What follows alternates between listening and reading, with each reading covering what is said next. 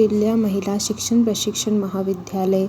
मेरा नाम पिंकी गुजर, कक्षा BSc BS 3rd ईयर की छात्रा अध्यापिका हूँ। आज का हमारा टॉपिक है मनुष्य का श्वसन तंत्र।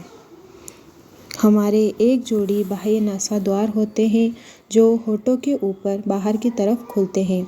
ये नासा मार्ग द्वारा नासा कक्ष तक पहुँचते हैं। नासा कक्ष ग्रसनी में खुलते हैं। ग्रसनी आहार और वायु दोनों के लिए उभयनिष्ठ मार्ग है। ग्रसनी कंठ द्वारा श्वास नली में खुलती है।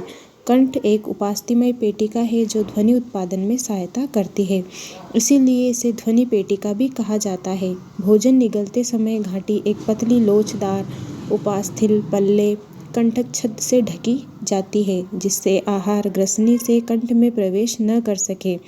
श्वास नली एक सीधी नलिका है जो वक्ष गुहा के मध्य तक 5वीं वक्षीय कशेरुकी तक जाकर दाईं और बाईं 2 प्राथमिक श्वसनिकाओं में विभाजित हो जाती है। प्रत्येक श्वसनी कई बार विभाजित होते हुए द्वितीयक एवं तृतीयक स्तर की श्वसनिका और बहुत पतली अंतस्थ श्वसनिकाओं में समाप्त होती है। श्वास नली प्राथमिक, द्वितीयक एवं तृतीयक श्वसनी तथा प्रारंभिक श्वसनिकाएं अपूर्ण उपास्थि वलयों में आबंधित होती है। प्रत्येक अंतस्थ श्वसनिका बहुत सारी पतली अनियमित भित्ति युक्त वाहिकाई थैली जैसी संरचना कुपिकाओं में खुलती है, जिसे वायु कुपिका कहते हैं। श्वसनी श्वसनिकाओं एवं कुपिकाओं का शाखित जाल फेफड़ों की रचना करते हैं। हमारे 2 फेफड़े होते हैं जो एक द्विस्तरीय फुफ्फुसा आवरण के ढके होते हैं, जिसके बीच फुफ्फुसा आवरणी द्रव्य भरा हुआ होता है। वह फेफड़ों की सतह पर घर्षण कम करता है। बाहरी फुफ्फुसा आवरणीय झिल्ली वक्षीय पर्त के निकट संपर्क में रहती है, जबकि आंतरिक फुफ्फुसा आवरणीय झिल्ली फेफड़ों की सतह के संपर्क में होती है। बाह्य नासारंध्र से अंतस्थ श्वसनिकाओं तक का भाग चालन भाग, जबकि कुपिकाएं एवं उनकी नलिकाएं श्वसन तंत्र का श्वसन या विनिमय भाग गठित करता है। चालन भाग वायुमंडलीय वायु को कुपिकाओं तक संचालित करता है, इसे बाहरी कणों से मुक्त करता है, आर्द्र करता है तथा वायु को शरीर के तापक्रम तक लाता है। विनिमय भाग रक्त एवं वायुमंडलीय वायु के बीच ऑक्सीजन और कार्बन डाइऑक्साइड का वास्तविक विसरण स्थल है। फेफड़े वक्ष गुहा में स्थित होते हैं जो शारीरिक एक वायुरोधी कक्ष है।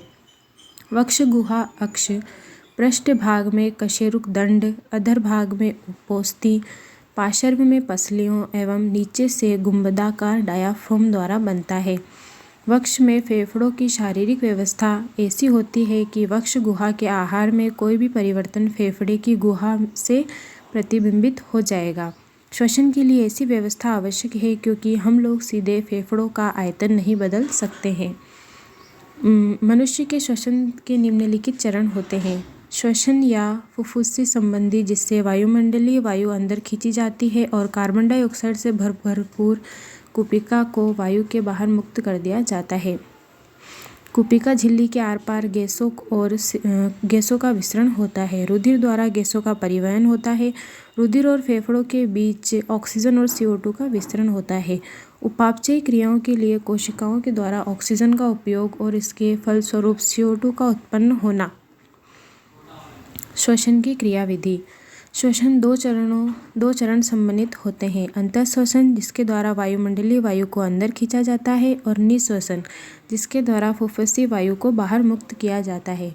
वायु को फेफड़ों के अंदर ले जाने के लिए फेफड़ों एवं वायुमंडल के बीच दाब प्रवणता निर्मित की जाती है। अंतःश्वसन तभी हो सकता है जब वायुमंडलीय दाब से फेफड़ों की वायु का दाब कम हो, अर्थात फेफड़ों का दाब वायुमंडलीय दाब के सापेक्ष कम होता है। इस तरह निःश्वसन तक होता है जब आंतरिक फुफ्फुसीय दाब वायुमंडलीय दाब से अधिक होता है। डायाफ्राम और एक विशिष्ट पेशी समूह इस तरह की प्रवणताएं उत्पन्न करते हैं। अतः श्वसन डायाफ्राम के संकुचन से प्रारंभ होता है, जो अग्रपश्च से वक्ष गुहा का आयतन बढ़ा देता है। बाह्य अंतरापशुक पेशियों का संकुचन पसलियों एवं उपोस्थि को ऊपर उठा देता है, जिससे पृष्ठाधार अक्ष में वक्ष गुहा कक्ष को आयतन बढ़ा देती है। वक्ष गुहा के आयतन में किसी भी प्रकार से भी हुई वृद्धि के कारण फुफ्फुस के आयतन में भी समान वृद्धि होती है।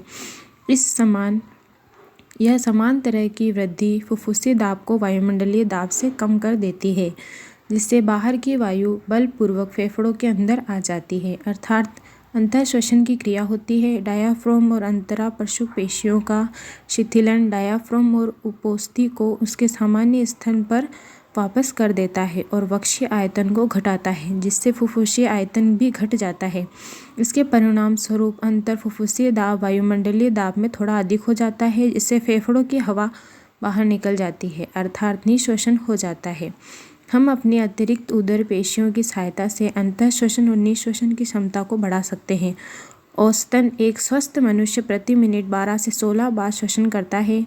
श्वसन गतिविधि में संबंधित वायु के आयतन का आपसन स्पेक्ट्रोमीटर की सहायता से दर्शाया जाता है। फुफ्फुसी क्रियाकलापों के नैदानिक मूल्यांकन करने में सहायता करता है।